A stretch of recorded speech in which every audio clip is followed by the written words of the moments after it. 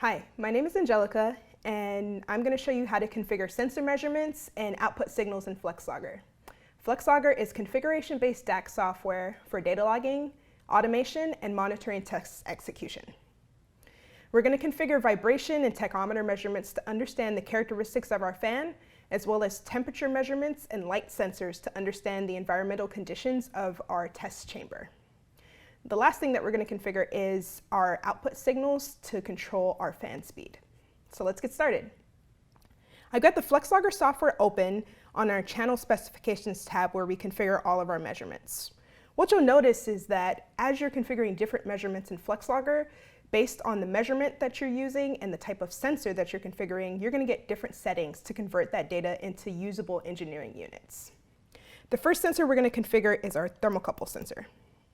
We're going to select temperature as the physical measurement and thermocouple as the sensor class. I'm going to select the minimum and maximum that I expect at 15 degrees and 35 degrees. And I'm going to change my thermocouple type, which is going to give me different scaling. So I can confirm that I'm getting my measurements from my thermocouple, so we're all good to go. Now I'm going to copy those same settings that I had. This is going to make it really easy to scale across a large number of channels, as well as minimize the potential risk of making mistakes.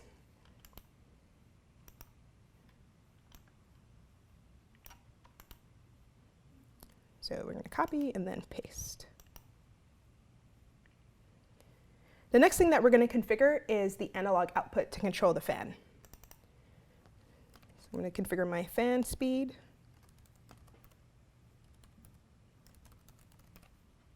And I'm going to set the physical generation to voltage.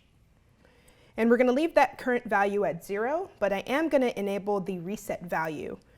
This is going to ensure that anytime the system shuts down or a channel gets deleted or a project is closed, especially if that happens unexpectedly, then my output gets returned to a safe state. The next thing that we're going to do is configure our vibration measurements.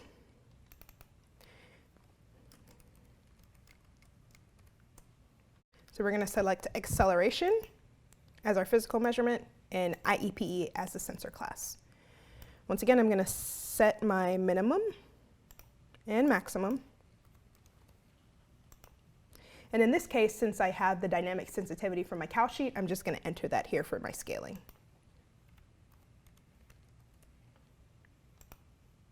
And so I can confirm just by tapping that I'm getting some vibration signals coming in. The last thing I'm going to do is enter my sensor serial number. And so similar to all of these physical and electrical settings that I've entered, FlexLogger will save these sensor properties along with our settings, so that way we have traceability into how our measurements were configured. I'm also going to adjust the sample rate. You have 3 different options of sample rates that you can set for all of your measurements within FlexLogger. So I'm going to increase the sample rate of my vibration measurements to 10K, since these are fast dynamic signals. And then I'm going to copy this channel for my Y accelerometer.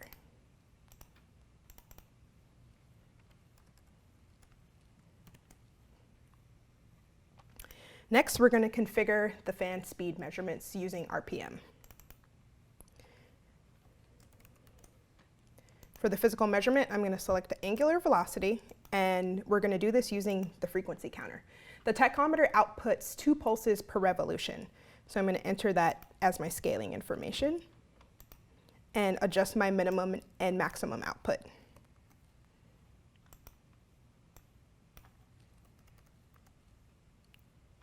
This might be a little hard to see, but I'm going to adjust the dial on my fan so that way we can just test to make sure that we're getting the signals we expect.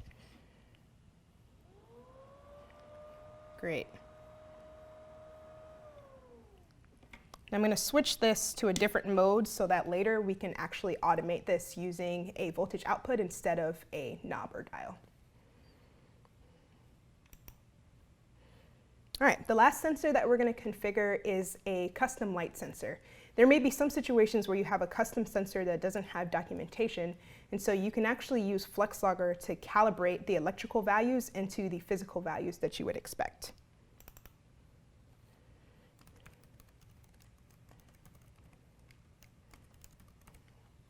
Now I'm using this light sensor as a proxy for a way to determine whether, for example, the door to the test chamber is open or closed based on the amount of light that's coming in. So we're going to select custom for our physical measurement and voltage for the sensor class. And I'm going to enter lumens as my custom unit and LU as the abbreviation. Just because I'm looking for a high-level reference point, I'm going to enter a minimum and maximum from 0 to 100. Now it's time to calibrate our measurements using 2-point scaling.